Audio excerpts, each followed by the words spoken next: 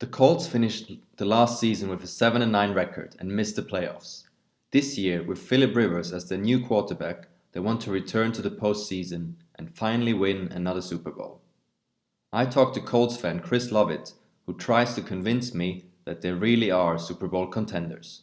You really think that after the terrible season they had last, I mean, terrible is an overreaction, but like the 7-9 record they had last season, you really think that the Colts have improved that much that you think they can make the Super Bowl or maybe even win the Super Bowl this year? So I think definitely they have a chance. There's a few factors that kind of play into that. If we're comparing it to last season, one of the main things that I would point to is last season there were kind of two legit threats to the Colts in the AFC South. You had the Texans and the Titans. Texans are having a bit of a disaster this season. They're way out of the playoff picture. So this season it's just going to come down to the Colts and Titans. And as we saw last week, the Colts beat the Titans. Yeah, that was very impressive. That was a very impressive win. I didn't think that they would manage to do that. Yeah, it was very very impressive, especially in all three phases, offense, defense, and special teams. And I suppose the main difference between this season and last season, and to why I think the Colts would definitely be at least contenders, would be that defense they've got. This season it's come on leaps and bounds, and I think probably the main reason for that, and the guy who wasn't there last year, is DeForest Buckner. I mean, they are first in total defense, which is, Yep. I mean, what kind of worries me still. I mean, the defense is elite, no doubt about that. But like, they still like the lack of turnovers, kind of. I mean, they have 11 interceptions and 2 fumbles, but like the turnover margin is only +4. And if you compare it, like, Yeah. for example, to the Titans, they have +10 in turnover margin. So it's kind of, I think there's still ways to go there. Yeah, definitely. Turning the ball over is obviously key. I guess that almost an explanation for that would be the Colts play a lot of kind of cover 2 soft zone. It's not very aggressive defense, so don't get me wrong, they all fly to the ball when they need to, but there's it's quite conservative, as in keep everything in front of you, come up, make the tackle, and get off the field basically. And I guess where it also counteracts actually is because you mentioned the margin was +4. We've only had 8 turnovers all season, 7 interceptions and a fumble. So while we haven't been active in taking the ball away, we haven't been active in giving it away either. Yeah, that's true, definitely. I mean, I definitely see, like, when you compare the Colts to the other contenders in the AFC, I definitely think the Colts might have the strongest defense, even though I highly rate the Steelers' defense. Obviously, I mean, they're still undefeated, so their defense is quite elite too. But I think, yeah, the Colts might have the edge in defense. I mean, according to the ranks, they have it at the moment. Your defense definitely needs to kind of keep up at that level to get a deep run into the playoffs or maybe even contend for the Super Bowl. But then, I mean, I just have my doubts about the offense, specifically like Philip Rivers. Because, I mean, we all know, like, he's a master in losing 1-score games. He has done it like 63 times so far and even at the beginning of this year, you lost a 1-score game against the Jaguars. So even though he's an 8-time Pro Bowler and like among the top guys all time in passing and touchdowns, he's just not, doesn't have that it factor for me. It's pretty clear this team's only going to go as far as Rivers can take them, I think. We don't have any stars on offense, especially in the skill positions. I mean, we have some good players. We've got Naeem Hines, who's coming on a lot this year. Hopefully Jonathan Taylor can develop to be that bell cow back. But aside from, Michael Pittman and T.Y. Hilton, there isn't really too much for him to use. But I guess the big advantage that he does have is that excellent offensive line in front of him. And it's something the Colts have invested a lot of draft capital in. Across the 5 starters, there's 3 first-round picks and a second-round pick in there. And when you've got a quarterback like Rivers, who, certainly isn't the most mobile, you need those offensive linemen to keep him clean, protect him a bit longer, because like you see the new breed of quarterbacks today, whether it's Lamar, Kyler, Russell Wilson, they can all get themselves out of problems. People like Phillip Rivers can't. Yeah, that's true. He's never been mobile, I guess, throughout his whole career, but now obviously over the age of 40, now he's even less mobile and less prone to just chuck one up at a bad time. I mean, because he's already has 7 interceptions so far to only 11 touchdowns. So it's not like he's been lighting it up. No, the Colts offense sits at 15th in the league at the moment in total offense, with passing. They're 10th in passing and 20th in rushing. And when you consider last year, they had that big blue wall to run behind. They had, I think they were 7th in rushing. Marlon Mack was quite a revelation as well last year. He was rushing all over. Yeah, that's one of the big disappointments, I think, for Colts fans this season. The option of having Marlon Mack and Jonathan Taylor as a 1-2 punch in the Colts backfield was obviously very exciting prospect. Team Hines he's been very productive in the passing game. Like he has almost the second most receiving yards on the team.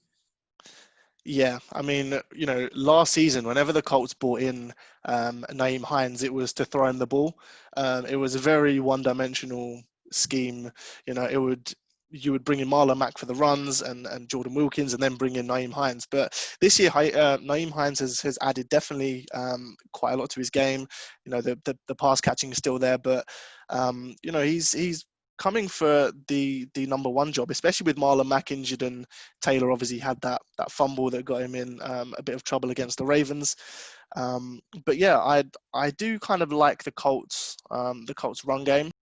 Maybe Frank Reich just doesn't quite know yet when to use which running back. I sometimes feel like he just kind of puts them in almost randomly. It almost seems like sometimes he goes with this guy and he goes back to Taylor. It's kind of confusing.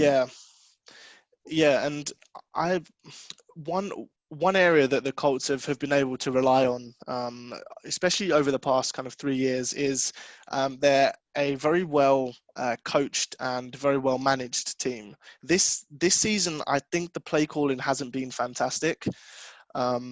It's very rare he schemes receivers open. And it's rare, as you said, you have running backs coming in and out at random. There doesn't really seem to be much identity to the offense at times. Of course, T.Y. Hilton is kind of that number one star receiver, or at least he was. But he's injured a lot. He had some injury spells this year, and I've kind of think that on one hand, it might be good that it's kind of multi-dimensional. You give the ball to a lot of different receivers, but still, the Colts kind of lack that big star wide receiver. Like the Chiefs have it with Tyreek Hill, or the Steelers have it now with Schuster, or even Claypool now. So I kind of think that's where the Colts kind of lack that one guy. I would 100% agree. I know T.Y.'s had some injury concerns, but to only have 290 yards and no touchdowns in week 10 of a season as a number one wide receiver just isn't going to be good enough. And to the point you mentioned there about the Colts use a lot of different receivers. The Colts have 7 receivers over 200 yards, but the highest. Or the receiver with the most yardage only has 330. So there's 7 guys in that kind of band. I'm hoping they don't have a single kind of receiver in the top 50 in receiving yards. No. So Zach Pascal is number 81 if I remember correctly. So that's. Yeah, and I'm really hoping Michael Pittman can emerge into that role. I think he's got all of the tools to do it, but to ask a rookie to be a number one receiving option on a Super Bowl contender, it's a lot. The Colts' easy part of their schedule mainly is over. Coming up, they've got the Packers, the Titans again, the Raiders, and the Steelers in their last 6 games. Yeah, it's Sorry, true. last 7 Then games. yeah, then we have the Texans twice and the Jags one more time. So yeah, I think Yeah, over that stretch, I would predict you guys are gonna go 4-3. I am convinced that I think the Colts are gonna win the South because I mean they're just a more complete team than the Titans. And the Titans are basically Derrick Henry, and like if that doesn't work out, then yeah, they're not gonna win a game. But no, still, like if you would then compare it towards the other divisions in football, I don't think the Colts have the offensive firepower to kind of go blow for blow like hit like with the Steelers and the Chiefs. For me, it's just in the end, it's going to be all also depending on Philip Rivers. I mean, he has still like 0 trips to the Super Bowl, and I mean he's only yeah, ever managed like one championship game that was back in yeah, 2008. So in the end, if you don't have a quarterback that you can trust to win you like the big games or like in the final stretches, then you're not gonna have a shot against like a Big Ben or a Patrick Mahomes or maybe even like a Josh Allen. So that's for me where kind of I don't see them as a super contender just because of their quarterback. yeah. That I mean, that's definitely the main concern that I think me and all Colts fans have. Rivers coming into this scheme, especially towards the start of the season, he really, quite frankly, wasn't very good. We've seen some uptick in his play over the past couple of weeks. And the good thing is when you see guys like, Russell Wilson throwing for 400 yards, 4 touchdowns, and kind of on a week-to-week basis. The thing with Rivers is he doesn't have to do a great deal. The one thing that we definitely do need to do is to get the run game going. Anytime you can take pressure off your quarterback with your running game, that's always welcomed. But as long as Rivers can be a steady quarterback, not turn the ball over, which he's done a pretty good job of doing at the moment, and find ways to finish drives. That's one of the key ones. It just depends whether Rivers can just push us over the edge just as much as we need him to, I think. So with all that, like what would be you think your end prediction? Is it like you're gonna reach Super Bowl or even more that you're gonna actually win the Super Bowl? I think that the Colts will win the AFC South, have a home playoff game against a very good team, at least get to the divisional round.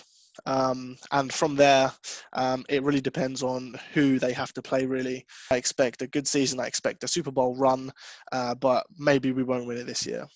I'm still not convinced, but I mean, I can see the points you've made. And yeah, I definitely believe they could be a dangerous team going into the playoffs with how they're set up with their great defense and the solid run game and the Philip Rivers who might surprise us all. Who knows? Yeah. Yeah, fingers crossed.